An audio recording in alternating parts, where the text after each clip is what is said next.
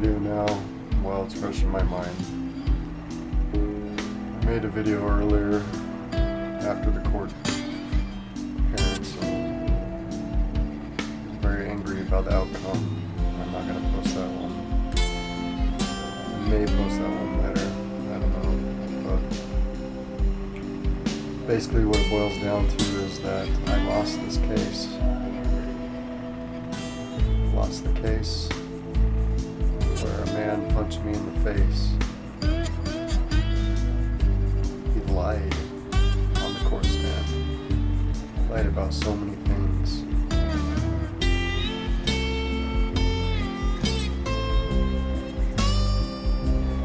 He said that he wasn't that drunk that night. He said that we went back to Donnie's place and that me and Donnie were lovers, on and off again lovers is the way he put it, and that we got into an argument and that he got in between us and that Donnie hit me and it wasn't him.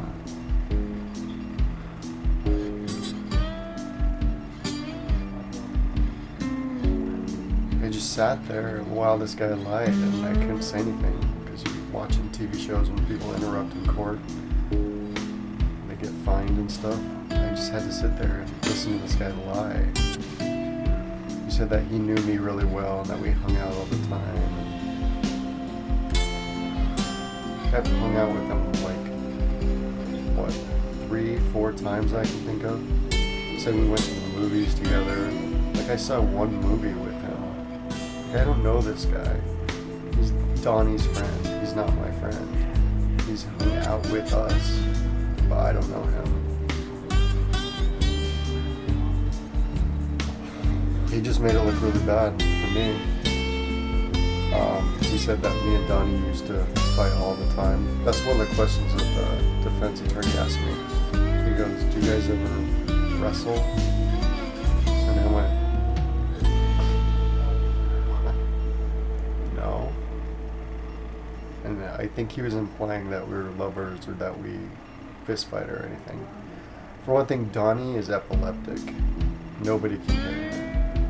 And he got hit by Matt Infante. He got hit in the back of the head. Or so Donnie says.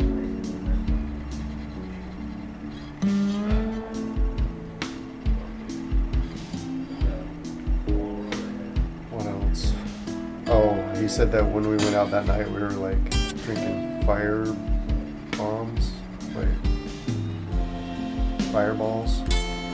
Like I can't drink fireballs. I'm allergic to wheat. This guy, he was all over the place, and there wasn't any evidence that he punched me. And the defense attorney was saying that it was impossible for him to punch me in the car, the way where I was in the car. But I was turned around, talking to him when he punched me. He took off. We went back to Donnie's place. I washed up and I left. And on the way, as I was leaving, I thought I saw the guy walking up to Donnie. So I'm assuming he came back there.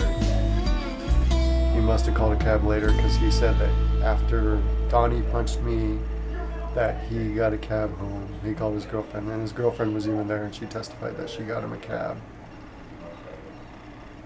I can't believe this. I spend my life being honest. I spend my entire life being honest, only to have this guy lie in court. Unbelievable. I don't know what to think of this, and I'm just really, really upset. I'm really bummed out. So he's free. He was going to get jail time. I can't take him to court again because it's double jeopardy. He can't be tried for the same crime. I can take him to civil court and see if I win. I was upset. Afterwards, I told the guy, "Oh my God, he's lying in there." You know, there's so much that went on in that case. It was so weird. And the dopey defense attorney, I thought was a total dork. He was good. Really good. Come on, all of this stuff.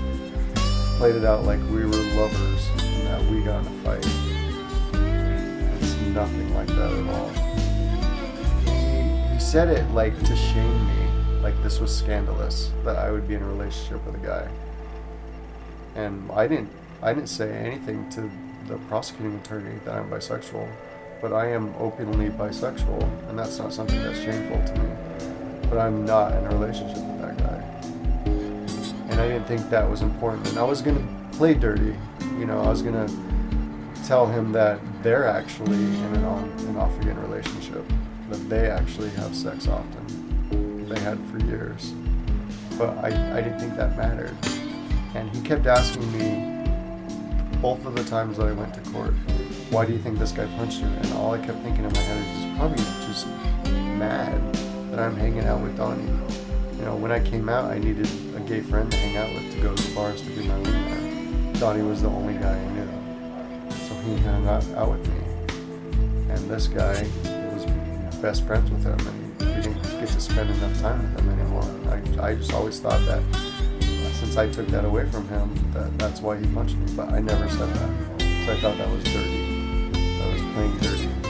But you know what? I guess I'm gonna play dirty now. Because it doesn't really matter, right? It doesn't matter if you're honest.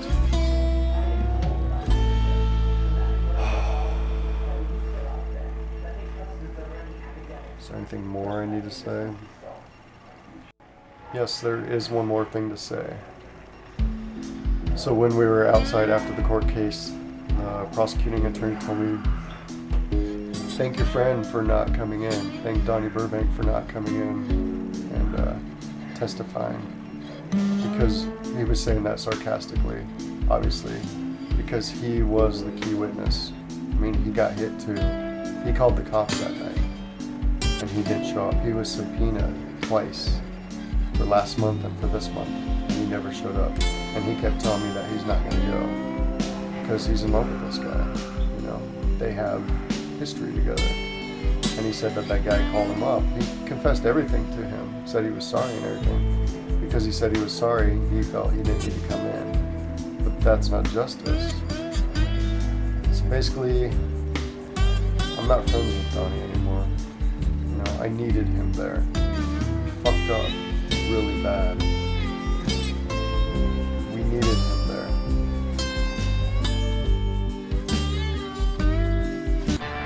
I did my part.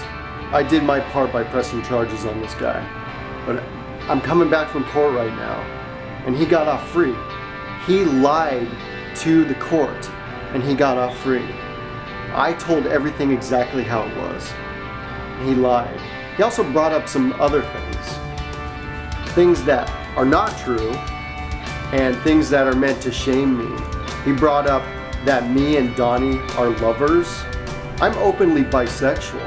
That's supposed to shame me? That I'm in a relationship with a man? I'm not in a relationship with Donnie, but he made it out to be like that. And you know what? He's in a relationship with Donnie. They are on again, off again lovers. And he said that I was an on again, off again lover with Donnie. I couldn't believe it. Then he said that we all went back to the house and that I got in a tuffle with Donnie. When we were in the car and Matthew Infante punched me. That's his name, by the way. Matthew Infante. He punched me in the face. He sucker punched me in the face. He was super drunk. That's another thing. He said that he wasn't drunk that night. On the stand, he said he wasn't drunk.